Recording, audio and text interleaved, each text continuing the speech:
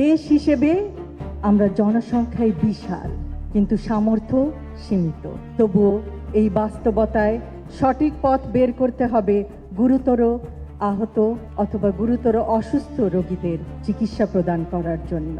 দূরত্ব ও যানবাহন আরেকটি বিরাট অন্তরায়। অ্যাম্বুলেন্স সুষ্ঠুভাবে প্রস্তুত না থাকলে তা বরং রোগীদের জীবনের ঝুঁকি বাড়াবে। প্রত্যন্ত গ্রামাঞ্চলে ক্রিটিক্যাল কেয়ার প্রদান করতে না পারলেও অন্তত প্রপারলি ইকুইপড অ্যাম্বুলেন্স দ্বারা রোগীদের সদর হাসপাতালে আনা যায়। সদর হাসপাতালগুলিতে ক্রিটিক্যাল কেয়ার ইউনিট নিশ্চিত করা হলে নিশ্চয়ই পরিস্থিতির উন্নতি সম্ভব।